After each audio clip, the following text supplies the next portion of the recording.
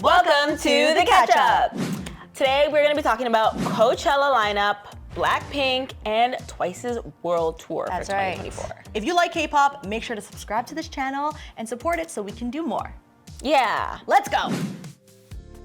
Coachella, the lineup was announced on January 16th. And for those who don't know, Coachella is one of the biggest music festivals, and it takes place in California. That's right. It's kind of a big deal. At least in the West. At least in the West, you know of Coachella. Yeah. And on this lineup, when we were looking at it, we noticed a couple of K-pop acts. Yeah, we had a lot of K-pop acts that Very were exciting. included. So we had ATEEZ, we have La Seraphim, and The Rose, which is funny. Aren't they like your besties? I wouldn't call them besties. I'd call them more like family. Oh, really? Yeah, really? We're just that type. Really? Like, cut to the footage of her torturing the Rose with sour candy. There's a song on your album called Sour. Yes. I did get you guys some sour candies just right here. No yes, way. Very shocking. Guilty pleasure, but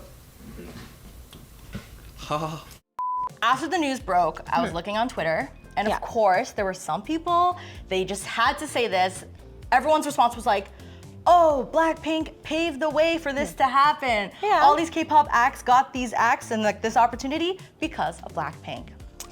What do you feel about that? I feel like it's kind of controversial. I don't know. Yeah, I would have to disagree. While I think it's amazing and really cool that they were the first headlining K-pop act, there were several acts before them. So many. And I just think that K-pop has gotten to a place where it's so global that this was bound to happen. Yeah. I feel it really could have been anybody. You know what? It's like, timing was right, and Blackpink was right. at the moment was like one of the biggest girl K-pop Exactly. groups. So they It made earned sense. it. Yeah, they but also definitely timing earned it. worked out. And like, but we can't forget all the groups that came before Blackpink. Even though they weren't headliners, like who else performed at Coachella before? They had, I think in 2011, the first K-pop act to actually perform was EE. They're an electronic duo. Yep. And then after that, I mean, we've had Epic High. Huge. We had Multiple 21. 21, shout out. We had Deeper Air Alive, Yep. Jackson Wang. Jackson Wang. So there were a lot of people who had Big Bang. come. Wait, did Big Bang ever perform?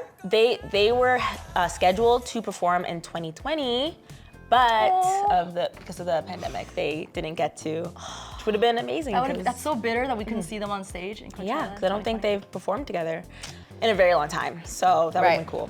So to summarize, Blackpink obviously helped, but there were also so many other groups beforehand that all paved the way for ATEEZ, La Seraphim, and The Rose. Yeah, and but Blackpink did do amazing their year. Like, I was watching the stream, all the comments were supporters of Blackpink. I don't think anyone cared about anyone else who was performing that year. And I think it's amazing they streamed it, and Blackpink has such a global fan base. Like, for those who couldn't go to California, couldn't afford to go to California. The $5,000 to $10 million. The $1 million it takes to go to Coachella. We got to see it online, so it was dope. So shout out to Blackpink. We're very excited for Coachella this year. Right, next story. So back in 2023, Twice announced that they are doing more shows of their Ready to Be tour. It's now called Ready to Be Once More. Of course. Once again, here we go again. New stops include Mexico, Sao Paulo, and Las Vegas. So like fans were super excited. We're getting more Twice this year, right? Sick. However, in January, it was recently announced that girl group VCHA will be opening for Twice on these stops. And of course, here we go again. The K-pop stans, everyone online. Not happy. There was a lot of people not happy. Some people were reacting very negatively to this news. You did a K-Corner actually about VCHA a little whiles back. If you haven't seen it, go see it. Go see it. For those who don't know who's VCHA, because they are new, right? Yeah, so VCHA is basically the child of JYP and Republic Records, and they did a show called America to Korea where they held auditions to form this global girl group. So basically, most of the members are not Korean except for one, and I guess they're just supposed to appeal to the world, but under a traditional Korean training program. Okay. Wait, so did they release anything yet, or like how new are they? They have a few pre-debut songs, and then they'll be debuting in January with their song Girls of the Year. This is their year. This might be their year. This might just be them manifesting a great 2024, and they're off to a really good start. Opening for Twice, probably one of the biggest girl groups right now as well in K-pop. Exactly. They're off to a good start, but see, that's I think the problem. That's why a lot of people are kind of negatively reacting. So let's read a couple of comments online. So this is from the VCHA subreddit. User KeepoStan111 posted, I have seen people saying that they plan to do a Black Ocean or that VCHA needs to struggle.